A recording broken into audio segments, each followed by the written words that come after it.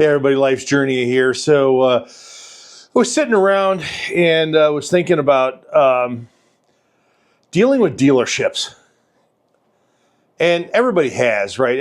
And you probably have your favorite dealerships. You probably have other dealerships that you've gone into and probably, I don't know, at the end of the day, just it doesn't work out your experience at them, right? And I was thinking about this because recently I've obviously, you guys, if you've been around this channel again, and again, if you guys can hit that like, subscribe, notification button, it'd be fantastic, supporting the channel. But so it was funny because, as you guys probably have known, like I said, it's been around for a while. I have, oh my God, how many bikes have I bought, right? I mean, you can see that wall over there. Matter of fact, 1, 2, 3, 4, 5, 6, 7, 8, 9, 10, 11, 12 bikes. 12 bikes I've bought in less than 5 years. Well, I'll call it 5 years. March of 21, and we're about a month or so away from that. So March of 26. So yeah, 5 years. I bought those 12 bikes. And again, some of those experiences have been all over the place. You know, my place I buy my bikes now is fantastic. I'm going to try to keep names and people out of this stuff. But I just had an offer from a Harley Davidson dealership that reached out to me. And I was potentially looking at possibly getting a Pan America just because I like riding the big bikes. I like taking the big bikes, riding them, obviously off-road, as you guys have seen. So this dealer had a 24 Pan America, and yeah, it had some of the extra stuff put on it or whatever. They sent me over a quote for $26,000 for a 24 Pan America. And I like, do dealers not realize, like, is this the reason why dealers are having some issues and stuff like that? Because I'm trying to be nice. I'm sitting here thinking, going, I've never even, this is just a quote that came into me. Like, so I really even haven't met these people. But it's like, you just throw a number out there. And I don't know if that's a Harley thing or whatever, but I've seen some other stuff like this as well. And I'm just was shocked, really, at the whole thing, because it's like, you're asking for a 2-year-old bike. Yeah, it might have an extra skid plate on it and whatever, but you're asking $26,000. I mean, the new Pan Americas are coming out. The limited, I think their starting price is around $26,000, $27,000 for a new one. And I was shocked, and I texted the person back and I said, heck, I'm finding on Marketplace, you can find a 24 with 600 to 1,500 miles for $12,000, maybe $14,000. Now, again, I don't know what your market is, but within about a 300-mile radius of Cincinnati here, you can find those. And so I just was curious about dealership experiences and what you guys have experienced. Matter of fact, before I bought my my GSA, I had gone to a dealer here in the local area that handles Ibex, the Ibex 450.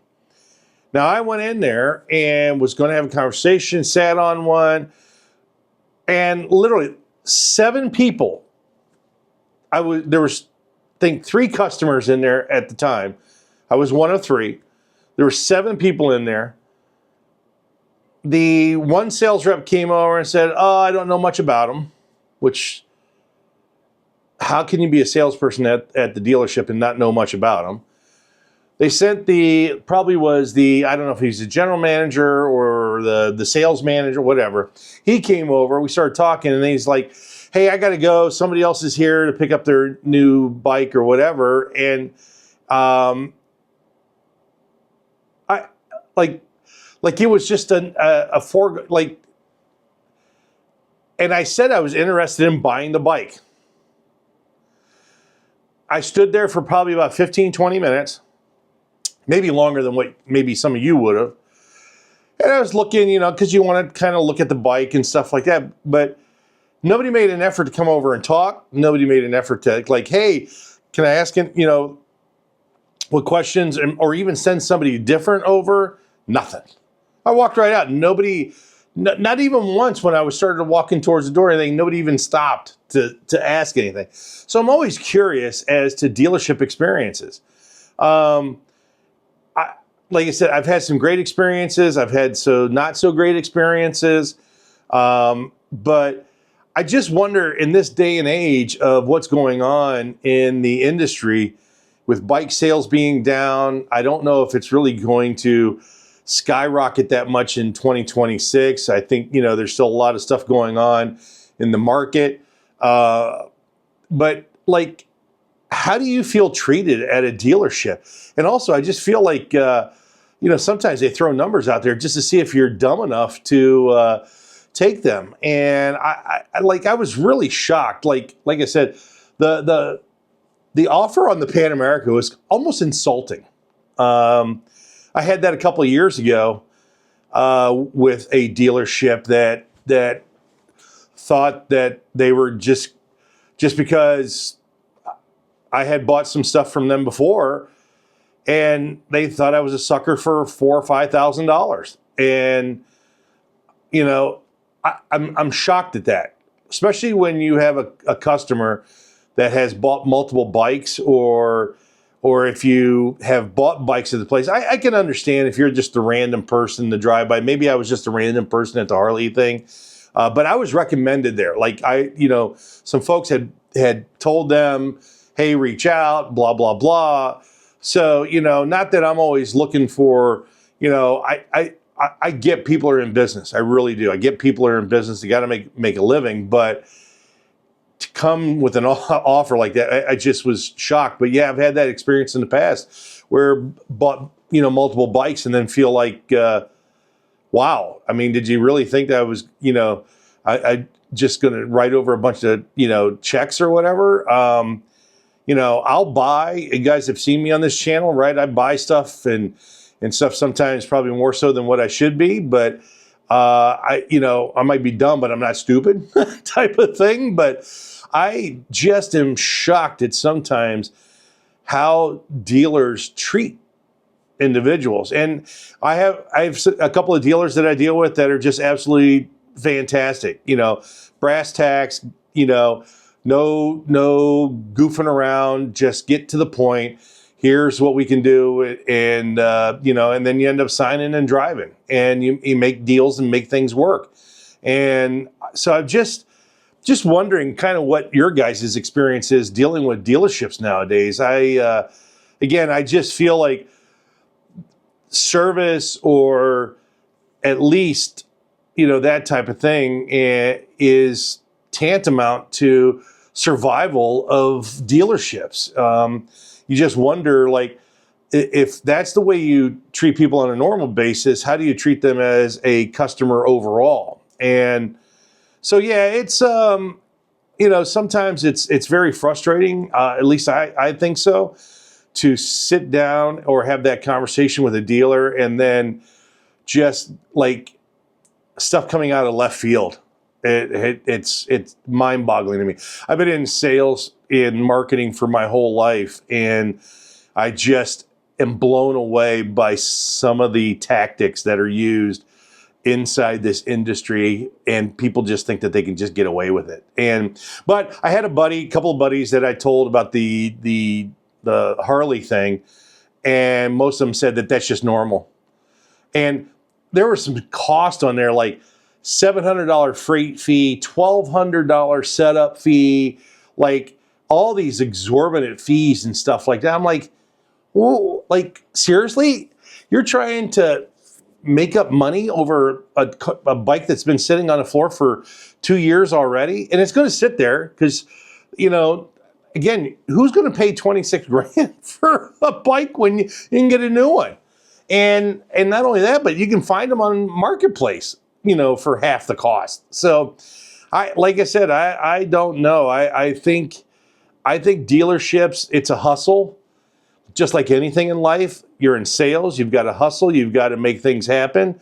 You know, again, I understand you got to make your margins. Companies, you know, these independent, you know, owners and stuff like that got to make their numbers and stuff like that. But man, if you're that desperate, man, you might want to rethink your business model and figure out kind of your strategy on, you know, selling more bikes, because I think people do want to buy some bikes, and people that can buy bikes.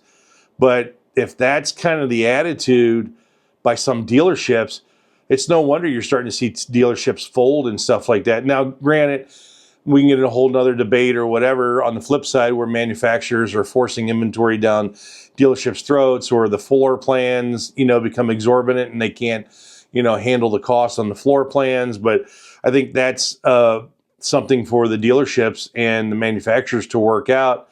But just to try to take advantage of customers or to treat customers that way, I think there's a reason why some win and some lose. It's because of how you treat people. And I am shocked sometimes by what I've seen out in the marketplace. I really, really am. And as many miles as I've put on, I've been to quite a few different dealerships across this country, and I just am amazed at the difference of the dealerships and how they treat people. I just am. And, you know, in this 5 years, I've probably put on over 100,000 miles on my bikes, and I just am shocked, shocked by it all, really.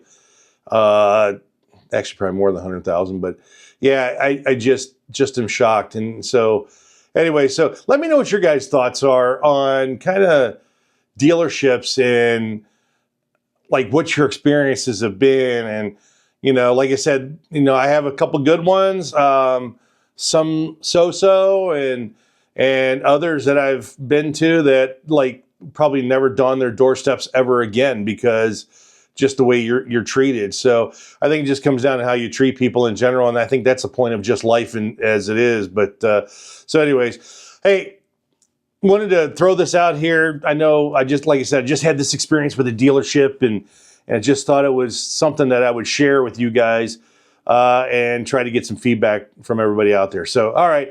Hey, that's enough for me. I'll talk to you guys soon. Take care. Bye-bye.